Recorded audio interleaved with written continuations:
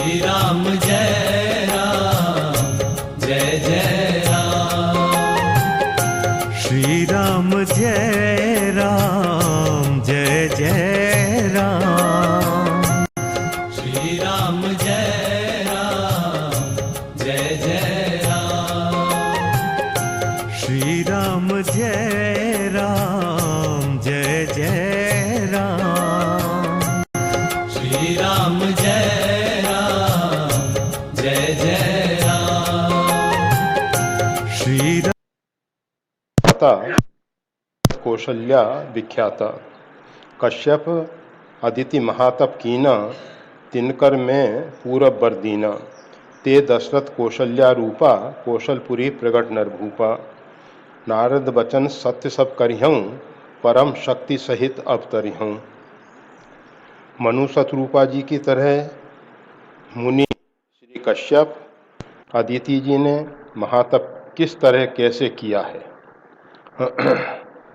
प्रभु ने श्री नारद का वचन सदा शुचि साचा स्वीकार करके वरदान पाने से दशरथ कौशल्या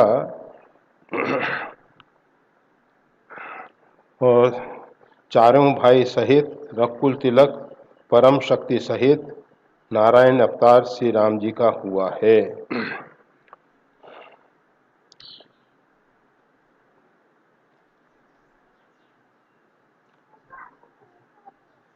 रामचरितमानस में श्रीमद् गोस्वामी तुलसीदास जी महाराज स्पष्ट बता देते हैं, रामायण सतकोटि अपारा, कलप भेद हरिचरित सुहाए, नाना भांति मुनीशन गाए। कल्प कल्प प्रति प्रभु अवतरे, प्रत्येक कल्प में भगवान का अवतार होता है। और भगवान श्री राम भिन्न भिन्न कल्पों में भिन्न भिन्न प्रकार से लीलाएं करते हैं। जिस समय साकेत से परिपूर्णतम ब्रह्म भगवान श्री राम पधारते हैं, उनके साथ आदि शक्ति यही जग उपजाया सोई अवतरी मोरिये माया, भगवती आदि शक्ति जगदम्बा श्री सीता जी होती हैं। और ब्रह्मा विष्णु महेश यशांशो जातो ब्रह्मा विष्णु महेश्वरा, अनशन सहित मनुज अवतारा। तो उसमें भगवान के अंश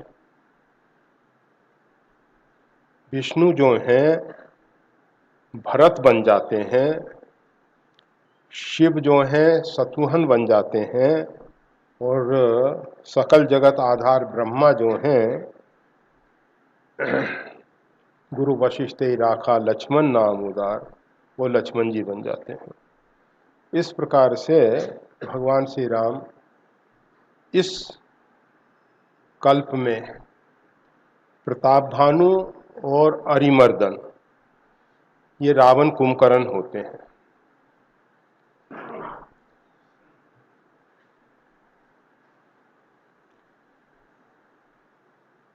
और जो उनका सचिव धर्म रुचि रहा वो विभीषण के रूप में आते हैं। इसमें मनु और शत्रुपा ते दशरथ कौशल्या जी, वो दशरथ और कौशल्या जी के रूप में आते हैं। इस कल्प में जो भगवान लीला कर जाते हैं उसी लीला को फिर भगवान नारायण राम बन के, लक्ष्मी जी सीता बन के, शंख और चक्र भरत और शत्रुघ्न बन के, शेष जी जो हैं लक्ष्मण बन के लीला करते हैं। वो जो राम जी लीला करके गए हैं उसी लीला को पुनरावर्तन होता है। परंतु जो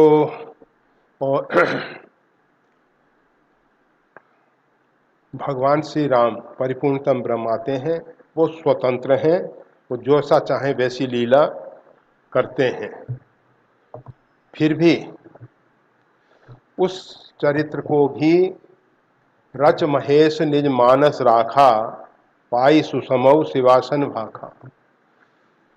जो भगवान शंकर ने रामचरित्र रच के निज मानस राखा, अपने मन में रखा था, उस चरित्र को भगवान अभिनय करते हैं।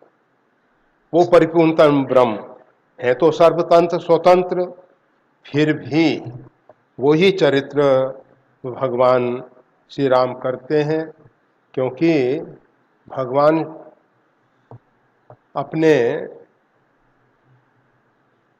परम प्रिय भक्त शंकर जी को बहुत महत्व देते हैं। बहुत शंकर जी कहते हैं, सिरधर आयस करहीं तुम्हारा नाथ, परम धर्म ये नाथ हमारा। तो भगवान शंकर स्वीकार करते हैं, सोई मम इष्ट देव रघुवीरा। जब मनु शतरूपा ने वरदान मांगा था, जो स्वरूप बस शिव मन माई, जेहि कारण मुनि जतन कराही। जो भुसुंडी मन मानस हंसा, सगुन अगुन जय निगम प्रशंसा। उस स्वरूप सो स्वरूप देखई भर लोचन। तो वो भगवान श्री सीताराम जी शंकर जी के द्वारा जो रचित रामायण है, यत् पूर्वम प्रभुना कृतम श्री शंभुना दुर्गमम। तो ऐसा जो चरित्र भगवान शंकर ने रच के रखा है, उसी का अभिनय करते हैं, उसी की लीला करते हैं। और पार्वती जी को जो चरित्र सुनाते हैं शंकर जी, वो काकभूषण जी के मुख से जो उन्होंने सुना है। लोमस जी ने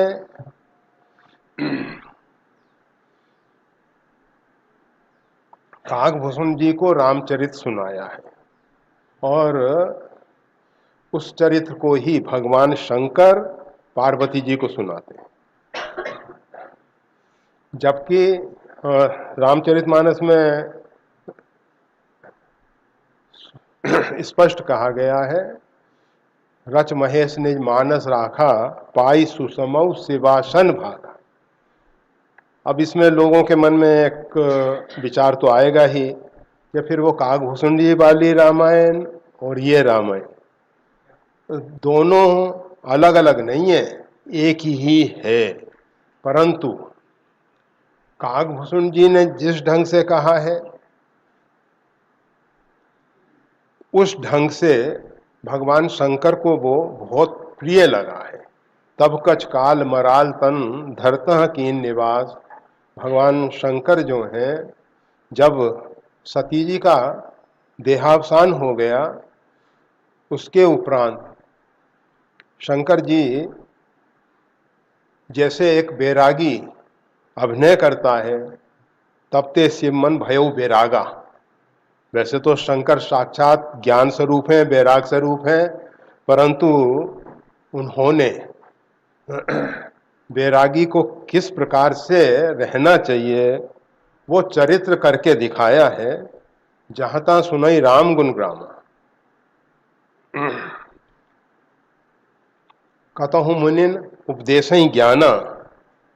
कहीं योग्य अधिकारी श्रोता मिल जाते हैं तो उनके समक्ष भगवान शंकर ज्ञान का उपदेश भी करते हैं।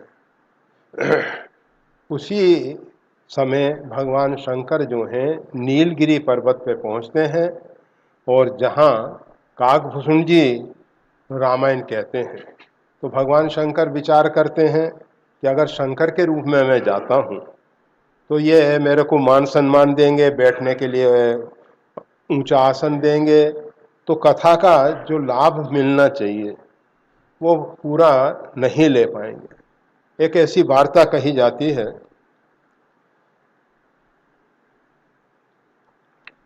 महाभारत युद्ध पूरा हो गया, हनुमान जी महाराज से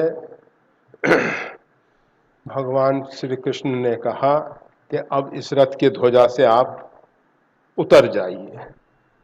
जैसे ही हनुमान जी उतरे, भगवान श्री कृष्ण उतरे, अर्जुन उतरे, तो रथ में आग लग गई, रथ जल जल के खाक हो गया, खाक हो गया। अर्जुन ने पूछा कि भगवान ये सब कैसे हो गया? कहा कि देखो, इस पे श्री आंजनेय विराजमान थे, और वास्तविक में दोनों ही हैं, हनुमान जी महाराज और श्री कृष्ण परमात्मा विराजमान थे। इस कारण से ये रथ अभी तक बचा हुआ था। भीष्म के द्वारा, कर्ण के द्वारा, द्रोणाचार्य के द्वारा जो दिव्यास्त्रों का प्रयोग हुआ था, उससे ये रथ तो कभी का जल चुका था, परंतु उसमें हनुमान जी महाराज विराजमान थे, इसलिए वो नहीं जल सका। और इसीलिए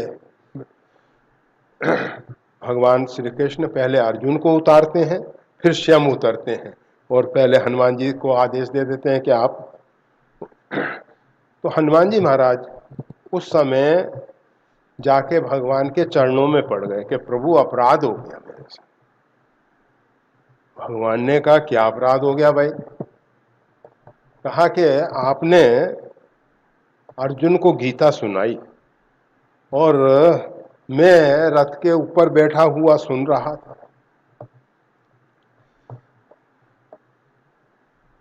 तो चोरी से छिप के ज्ञानार्जन हुआ। भगवान ने कहा ज्ञान किसी प्रकार से प्राप्त हो स्वीकार है, उसके लिए कोई दोष नहीं है। ज्ञानार्जन के लिए आपने अगर इस प्रकार से भी किया तो आप निर्दोष हो। कहा प्रभु एक और अपराध हो गया। कहा वो क्या? कहा कि वक्ता जो है वो नीचे बैठा हुआ है और श्रोता जो है ऊपर बैठा हुआ है। भगवान ने कहा हाँ ये बात तो सही है, श्रोता को नीचे बैठना चाहिए और वक्ता को ऊपर बैठना चाहिए। कहा भगवान इसका प्रायश्चित क्या होगा? तो कहा कि गण भाषा में इसका आप अनुवाद करो, भाष्य करो। गीता पे पैशाचिक भाषा में वो पिशाच की भाषा कहलाती है, गण भाषा, तो उसमें उसका भाष्य हुआ है, वो श्री हनुमान जी के द्वारा माना जाता है। और तो कहने का मतलब ये है कि ज्ञानार्जन के लिए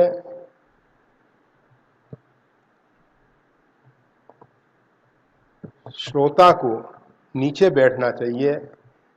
ये ज्ञान की धारा ऊपर से नीचे की ओर प्रवाहित हो, वही अच्छा है, वही अच्छा है। ऐसा भगवान शंकर ने विचार किया। मैं वहाँ पहुँचूंगा तो वक्ता जो हैं व्यास गद्दी छोड़ के नीचे आ जाएंगे और मेरे को उच्च आसन दे देंगे। वो भगवान शंकर को स्वीकार नहीं है। भगवान शंकर ने कहा नहीं, व्यास गद्दी का महत्व बना रहे, वक्ता अपनी प्रतिष्ठा में रहें, वही अच्छा है। इसलिए भगवान शंकर हंस का रूप धारण कर, तब कछ काल मराल तनु धरतः कीन निवास। हंस का रूप धारण करके कुछ काल तक, अर्थात रामायण की एक पूरी आवृत्ति, बालकांड से लेके उत्तरकांड तक पूरा श्रवण किया है, पूरा श्रवण किया है भगवान शंकर ने। तो कहने का मतलब ये है कि वो चरित्र भगवान शंकर को जो काकभूषण जी के मुख से सुनने को मिला है, उनको बहुत अच्छा लगा है, बहुत अच्छा लगा है। और भगवान शंकर और जितने भी महापुरुष हैं वो ये नहीं कहते कि हम कह रहे हैं, ये मैंने कहा, नहीं। वो कहते हैं कि ऐसा मैंने सुना है और उसको आपको सुना रहा हूं, उसको सुना रहा हूं। वैसे कभी कभी महापुरुषों के मुख में भी ऐसे शब्दों का प्रयोग हो जाता है और जिसमें मेपन झलकता है, परंतु उनका जो मेपन है वो हम जैसे व्यक्तियों की तरह मेपन नहीं है। अहंकार, मेपन यानी अहंकार। तेहि समाज गिरजा में रहूं, अवसर पाई वचन एक कहूं। उस समाज में गिरजा में भी उपस्थित था और अवसर पाई वचन एक कहूं, ऐसा भगवान शंकर ने कहा है। परंतु जितने भी ये सब महापुरुष, भगवान शंकर तो साक्षात परिपूर्णतम ब्रह्म है, उनमें किसी प्रकार का अन्य भाव नहीं है, और फिर भी वो लीला करते हुए और जैसा जैसा खेल खेलना होता है वैसा खेल खेल लेते हैं। तो परंतु साधारण रूप में महापुरुषों के अंदर जब अहंकार बोलते में दिखाई दे तो समझ लेना चाहिए कि अंदर से ये अहमता और ममता से निर्लिप्त हैं। जैसे श्री राम, मालिक के बच्चे को सेविका कहती है कि हमारा मुन्ना, हमारा बच्चा 10 साल का हो गया। अब वो जानती है कि बच्चा मालिक का है। इसी प्रकार से मालिक के बगीचे में 100 आम के पेड़ हैं, कहती है हमारे बगीचे में 100 आम के पेड़ हैं। उनके शब्दों में लगता है अहंकार, परंतु अहंकार होता नहीं है, होता नहीं है। वो जानते हैं कि सब खेल परमात्मा का है।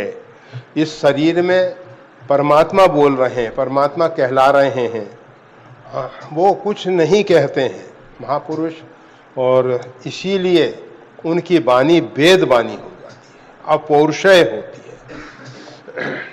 गोस्वामी तुलसीदास जी भी उसी कक्षा के महापुरुष हैं। उनको स्पष्ट दिखाई देता है, जेहि पर कृपा करहीं जन जानी, कवि और अजर नचावई बानी।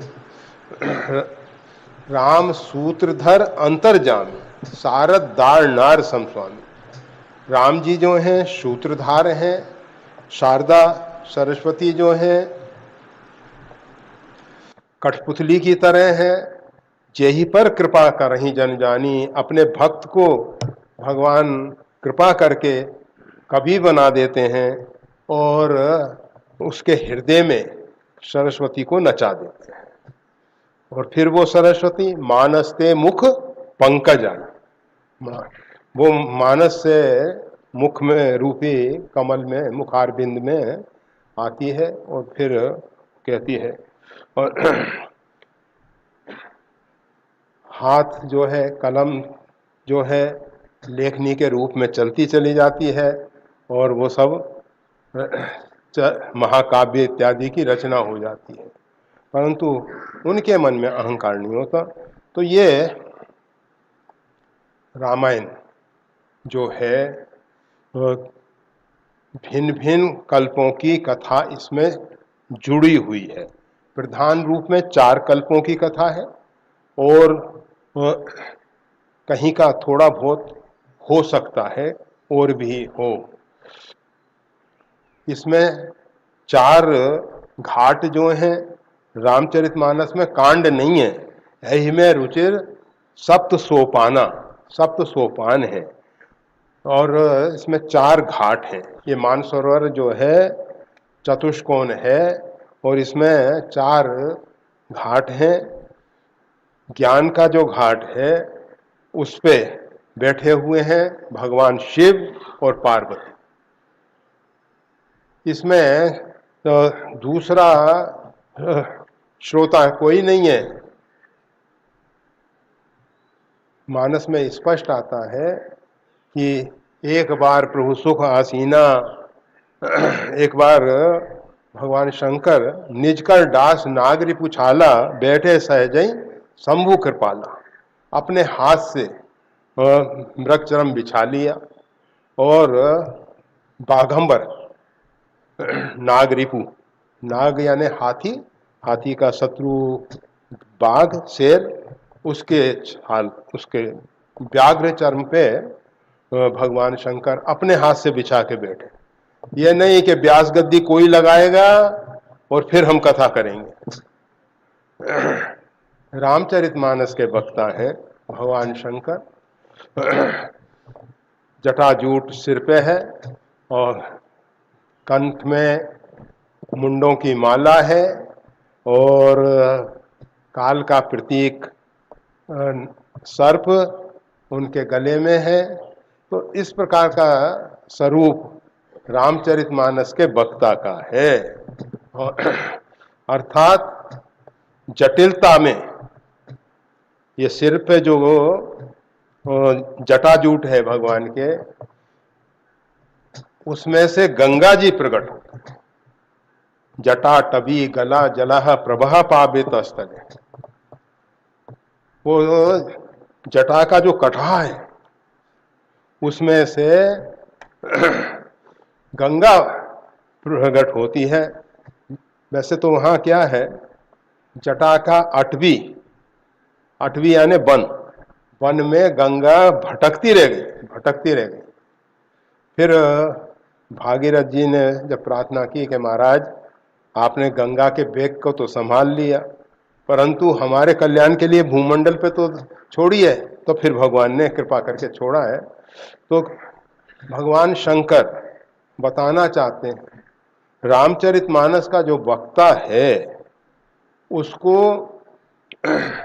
जटाजूट धारण करके, मतलब हमारे जीवन में जितनी भी जटिलताएं हैं, जितनी भी जटिलताएं हैं उनका बोझ हो, परंतु उसमें से गंगा की धारा अर्थात राम भक्ति जहां सुरसरी धारा, उसमें से गंगा की धारा प्रवाहित होनी चाहिए, उसमें गंगा की धारा प्रवाहित होनी चाहिए। ये नहीं कि जटा के जटिलताओं में हम फंस के और कर्मनाशा प्रवाहित करें। एक कर्मनाशा नदी है, मर मारव महिदेव गवासा और सुरसरी क्रम, ऐसा उसमें आया है कि सुरसरी यानी गंगा और कर्मनाशा ये दोनों।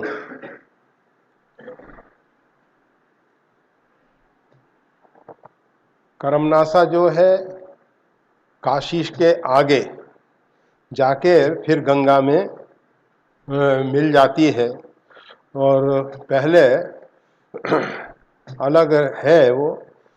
तो कर्मनाशा के विषय में ऐसा कहते हैं कि इसके जल में अगर कोई स्नान करे, पान तो कोई करता नहीं है, छोटी नदी है, परंतु तो जितने सत्कर्म हैं उनको नष्ट कर देने वाली है।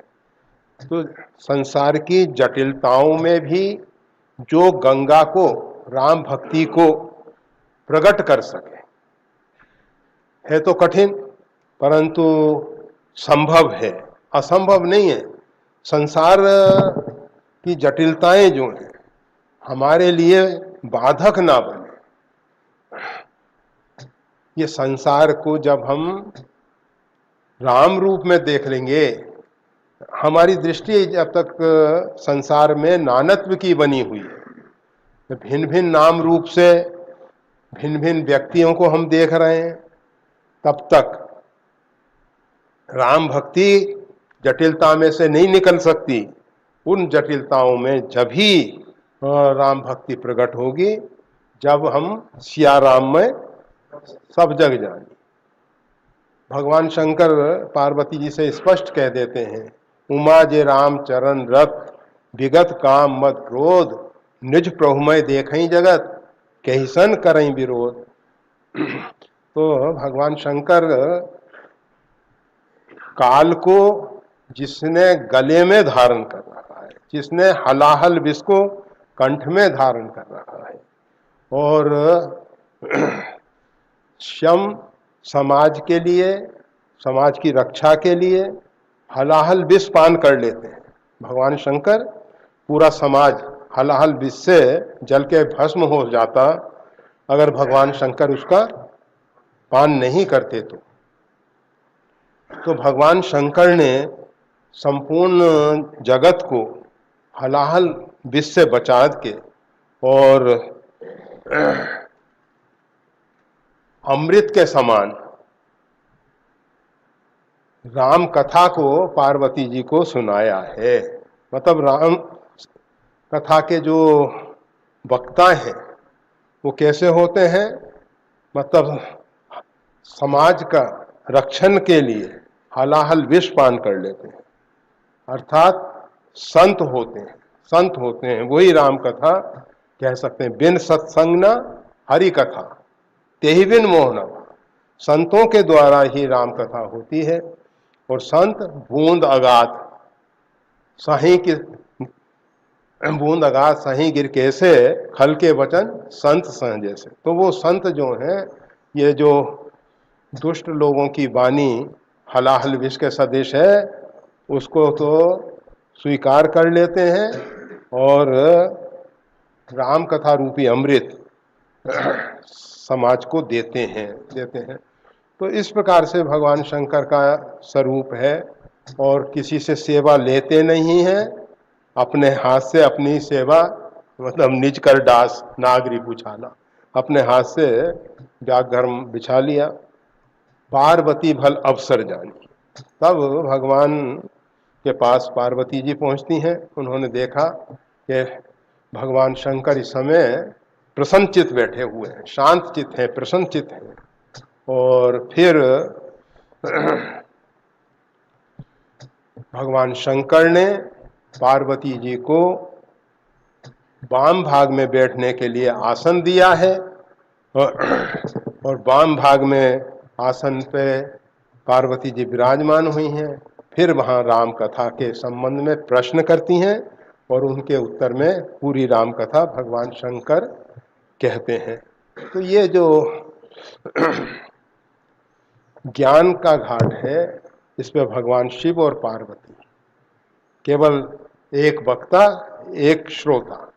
राम कथा में श्रोता की संख्या कितनी है इसका कोई महत्व नहीं है, परंतु श्रोता अपने आप में कैसा है, श्रोता वक्ता ज्ञान निधि, कथा राम के गुण, दोनों ज्ञान के भंडार होते हैं।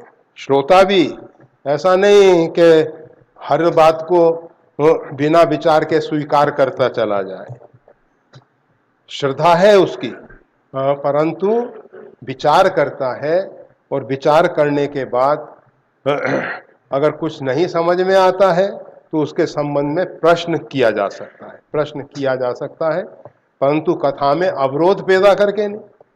कथा के बाद प्रश्न किया जा सकता है। और वैसे भगवान शंकर जहाँ जहाँ ऐसी स्थिति लगती है कि इसमें किसी प्रकार की संशय इत्यादि उत्पन्न होने की संभावना है, तो भगवान शंकर वैसे ही समाधान करते हुए कथा कहते हैं। एक घाट है कर्म कांडियों का। वो कर्म का घाट है जिसपे जागबलिक मुनि परम विवेकी और भरद्वाज, ये दो वक्ता और श्रोता के रूप में, वक्ता के रूप में याज्ञवल्क्य मुनि परम विवेकी और श्रोता के रूप में भरद्वाज जी विराजमान हैं। और तीसरा जो घाट है वो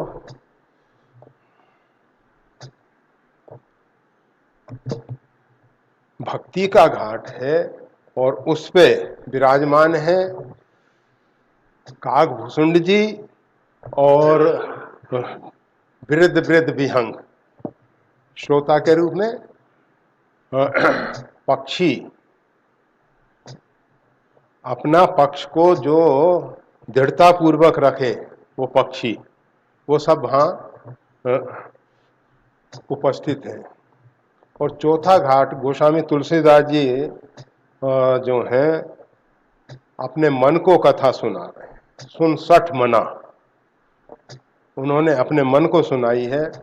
वैसे ये सार्वजनिक घाट है, इस पे सब आ सकते हैं, इस पे किसी प्रकार का अन्य, तो इसमें काफी श्रोता हो सकते हैं, क्योंकि गोस्वामी तुलसीदास जी ने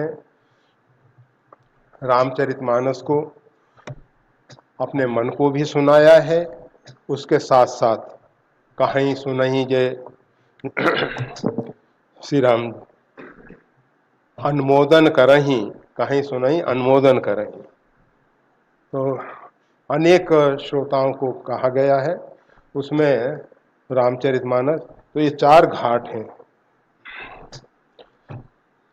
और 4 घाट में भिन्न भिन्न कल्पों की कथा कही गई है। और अब ये जो है कश्यप अदिति ने कौन सा तप किया, तो कश्यप अदिति जब कश्यप जी को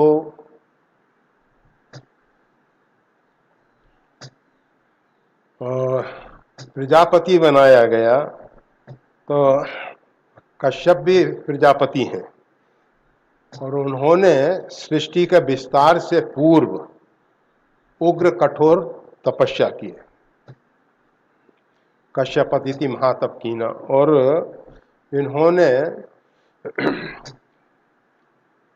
सबसे पहले जब भगवान प्रकट हुए तो वरदान यही मांगा कि हम आपको पुत्र रूप में देखना चाहते हैं। उनके पीछे भी एक उद्देश्य था कश्यप जी का कि जो हम मानव सृष्टि का विस्तार करें तो मानव सृष्टि में भगवान एक आदर्श चरित्र करके हम सबको बताएं, जिससे कि हम उसका अनुसरण कर सकें।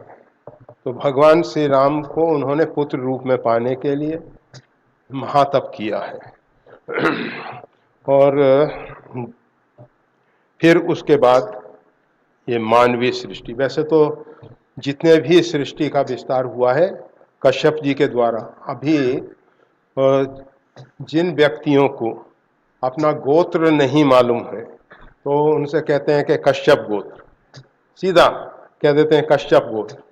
और क्योंकि कश्यप जी से ही सब मानव सृष्टि का विस्तार है, और भी उनकी बहुत सी पत्नियां हैं, तो उनसे भिन्न भिन्न प्रकार से ये जो गरुड़ जी इत्यादि हैं ये भी सब कश्यप जी के ही पुत्र हैं। विनीता और कद्रु ये सब उनकी पत्नी है, बहुत पत्नी है, बहुत पत्नी है। तो कश्यप अदिति ने कौन सा तप किया था, तो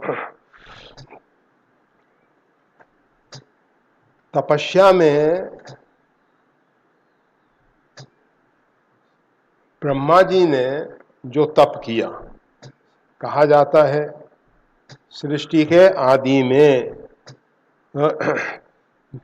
ब्रह्मा जी जब भगवान नारायण के नाभि से कमल के ऊपर विराजमान हुए, प्रकट हुए, तो उन्होंने देखा कि संपूर्ण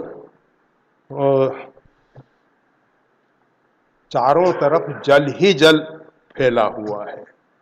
उन्होंने सोचा कि अब क्या करना चाहिए, तो जल की जो तरंगें आंदोलित हो रही थी उस कमल पुष्प से टकरा रही थी, तो उससे ध्वनि आ रही थी तप तप तप। तो उस तप को करने के लिए वो एकाग्रचित होके ध्यानावस्थित हो गए हैं, ध्यानावस्थित हो गए हैं। और ये विचार रूपी तप है। ज्ञानी महापुरुषों का जो तप है वो विचार रूपी तप है। विचार मतलब विपरीत दिशा में चलना, चर यानी चलना, और विचार विपरीत दिशा में चलना। मैं कहाँ से आया हूँ, मैं कौन हूँ, मेरा जीवन का क्या उद्देश्य है, इस पे विचार करना है। कहाँ से हम आए हैं, हम वो सब तो विचार करते नहीं, हम सब आगे का विचार करते हैं कि सब मृत्यु की ओर आगे बढ़ रहे हैं, सब मृत्यु की ओर आगे बढ़ रहे हैं क्षण प्रति क्षण, और उस मृत्यु से कैसे बचें, इस हाड़ मांस के पुतले को किस प्रकार से सजाएं, संवारें, रिष्ट पुष्ट बनाएं और समाज में किस प्रकार से मान सम्मान पाएं। अधिकांश लोगों की मान सम्मान की भूख है। ये तो कोई कोई बिरले ऐसे होंगे जो इससे बच गए होंगे। विश्वामित्र जी ने इतना उग्र कठोर तप किया और ब्रह्म मतलब क्षत्रिय से ब्रह्म ऋषि भी बन गए। उतना होने के बाद भी जब काशी नरेश ने उनको ढंग से प्रणाम नहीं किया तो उनको तकलीफ हो गई और भगवान श्री राम से कहा कि भरी सभा में इन्होंने मेरा अपमान कर दिया है, इनको आप उचित दंड दें। और भगवान ने उनका शिरोच्छेद करने का प्रण ले लिया। तो ये सब बता रहा है कि इतनी ऊंची कक्षा में पहुंचने पर भी दक्ष प्रजापति मतलब दक्षिणकीन प्रजापति नायक ब्रह्मा जी ने देखा कि दक्ष जो है सब प्रकार से योग्य हैं और तब उनको प्रजापतियों का नायक बना दिया। इतना होने पर भी मतलब सब प्रकार की योग्यता होने पर भी भगवान शंकर वहाँ उपस्थित थे। पूरी सभा में सब ने उठ के दक्ष प्रजापति का आने पर सम्मान किया, परंतु भगवान शंकर जो हैं अपने ध्यान में डूबे हुए थे। उनको ये नहीं मालूम है कौन आ रहा है कौन जा रहा है। बहुत बार क्या होता है कि महापुरुष जो है नेत्र बंद करके भी और नेत्र खोल के भी समाधिष्ट हो जाते हैं, नेत्र खोल के भी समाधिष्ट हो जाते हैं, नेत्र खोल के भी ध्यान लग जाता है। जैसे नारद कामदेव आया, संग में बसंत ऋतु को लेके आया और उसके साथ साथ स्वर्ग की अप्सराएं इत्यादि आई और नाना प्रकार के नृत्य, नाना प्रकार की काम कला नारद जी के सामने होती है। काम कला कछ मुनि ही न व्याप, परंतु नारद जी वो सब संगीत भी सुनते रहे, वो सब दृश्य भी देखते रहे, परंतु उनके ऊपर उसका कोई असर नहीं। कभी कभी आप देखेंगे आपके नेत्र खुले हुए हैं, आप कहीं किसी विशेष विचार में डूबे हुए हैं, आपके सामने से कौन निकल गया आपको नहीं मालूम पड़ता है, क्योंकि आपका ध्यान कहीं अन्यत्र था। तो वहां समस्या यही बनी कि भगवान शंकर जो है वो तो ध्यान में डूबे थे परंतु नेत्र खुले हुए थे। तो दक्ष प्रजापति को लगा, वो नहीं समझ सका कि ये खुले नेत्रों से भी भगवान का ध्यान कर रहे हैं। तभी तो समस्या हुई ना। अगर उसको भगवान शंकर नेत्र बंद करके ध्यान करते होते कोई समस्या नहीं होती।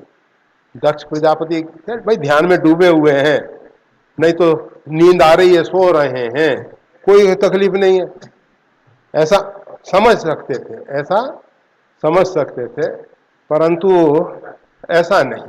भगवान शंकर नेत्र खुले हुए और ध्यान भगवान श्री सीताराम जी के साथ।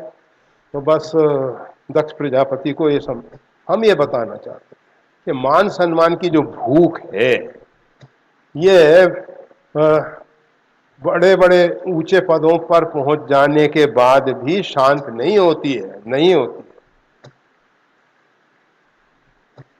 कंचन और कामनी का त्याग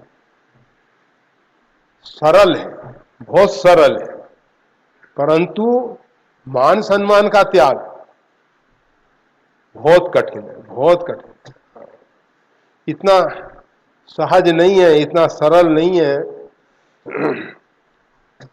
और जो भगवान के कृपा पात्र हैं तो भगवान उनके द्वारा सब कुछ करा देते हैं। वो एक भगवान की विशेष करुणा है, वो करुणा प्रसाद है, तो उससे हो जाता है। तो ब्रह्मा जी ने जो तप किया है वो विचार रूपी तप है। और विचार में कि मैं कौन हूँ, मेरा क्या स्वरूप है, मेरे को किस लिए इस पृथ्वी पर भेजा गया है, ये विचार करते हैं ऋषि महर्षि महापुरुष, वो इस प्रकार से विचार करते हैं। और तो कश्यप अदिति ने जो तप किया है वो विचार रूपी तप ही किया है। उन्होंने कोई इस प्रकार से जिस प्रकार से मनु शत्रुपा के जीवन में घटना घटी है,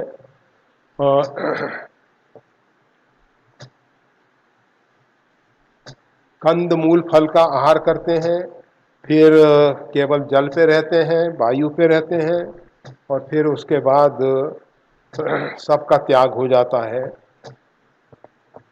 तो वो सब जो घटना घटी है वो उस प्रकार से घटी है कि वो ध्यान में तप में इतने तल्लीन हुए हैं। अस्थि मात होई रहे शरीरा, तत्पि मनाग मन ही नहीं पीरा। वो एक बहुत महत्वपूर्ण चीज है कि शरीर जो है अस्थि मात्र हो गया और मन में लेश मात्र पीड़ा नहीं। हमारा शरीर कृष्ण होने लग जाए, कमजोर होने लग जाए, डॉक्टर के पास पहुंचेंगे, क्या चक्कर है भाई, ये शरीर क्यों कमजोर हो रहा है, क्यों कमजोर हो रहा है? नहीं, हम चाहते हैं कि शरीर हमारा कमजोर हो, परंतु उनके मन में लेश मात्र तकलीफ नहीं है, किसी प्रकार की पीड़ा नहीं है, पीर नहीं है। तो इस प्रकार से ये जो कश्यप अदिति जी ने महातप किस तरह किया, तो विचार रूपी तप इनके द्वारा हुआ है। और नारद वचन सदा सुचि साचा स्वीकार करके वरदान पाने से दशरथ कौशल्या के चारों भाई के सहित रघुकुल तिलक परम शक्ति सहित नारायण अवतार नारद जी ने भगवान नारायण को, भगवान विष्णु को श्राप दिया था, और उसी श्राप को अंगीकार करके, स्वीकार करके भगवान राम जी के रूप में नारी विरह तुम हो दुखारी, तो जिस प्रकार से मैं नारद जी जो हैं जब भगवान के पास पहुंचे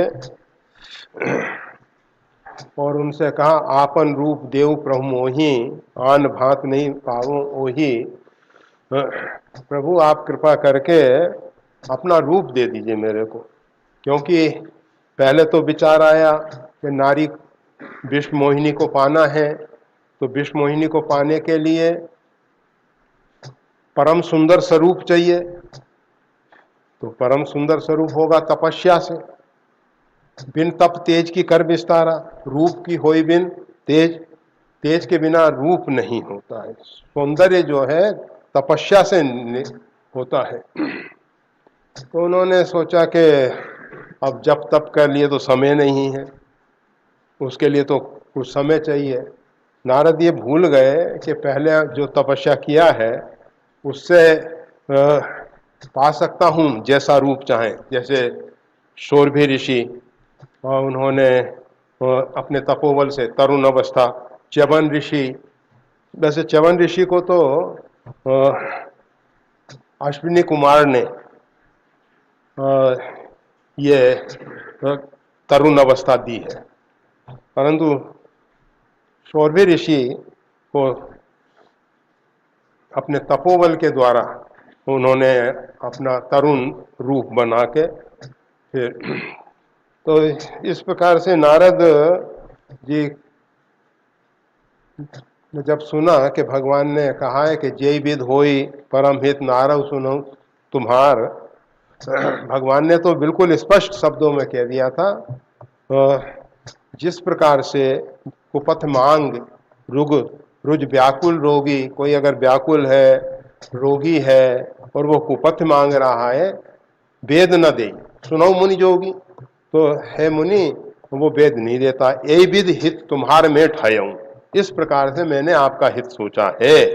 परंतु नारद के मन में यह आया कि भगवान ने अपना रूप दे दिया है, और इसी कारण से वो स्वयंवर सभा में सबसे आगे की सीट पे जाके बैठे कि पहले सबसे पहले दृष्टि हमारे ऊपर पड़े और हमारे ऊपर दृष्टि पड़े और ये हमको ही वरण कर ले। विष्णु मोहिनी जो है वो हमको ही, परंतु भगवान ने तो लीला कर दी थी। भगवान ने ऐसी लीला की थी कि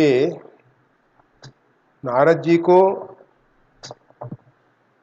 बंदर का स्वरूप दिया, परंतु उस स्वरूप को केवल विष्णु मोहिनी ने देखा, रुद्रगण ने देखा, और को न जान कुछ मर्म विषय का, और कोई इसका मर्म नहीं जान सका कि ये वास्तविक में नारद हैं या कोई बंदर के आकृति वाला कोई अन्य व्यक्ति है। और नारद जान सभी सिर नावा, वहां नारद जी को जान के सबने मस्तक झुका के प्रणाम किया है। और विष्णु मोहिनी ने देखा तो उसको लगा कि सभा में प्रवेश करते समय ये बंदर कहाँ से आके बैठा है, तो और उसको बड़ा क्रोध हुआ है। और क्रोध होने के बाद 23 दिस तेहिना बिलो के भूली, उसने भूल के भी उस तरफ फिर दृष्टि नहीं डाली। और पुनि पुनि मुनि उकसई अकलाई, और मुनि जो हैं बारंबार व्याकुल होके उठ उठ के खड़े हो जाते हैं कि भाई एक बार हमारी तरफ दृष्टि पड़ जाए, हमारी तरफ दृष्टि पड़ जाए। तो कहने का मतलब यह है कि नारद के मन में यह आ गया था कि वो जो राजकुमारी है या विष्णु मोहिनी है वो उनकी पत्नी बन गई है, इसीलिए उन्होंने श्राप दिया है। जिस प्रकार से नारी के विरह में मैं दुखी हो रहा हूं, अरे नारी उस समय थी नहीं तुम्हारी, तुम उसके विरह में दुखी कहाँ हो?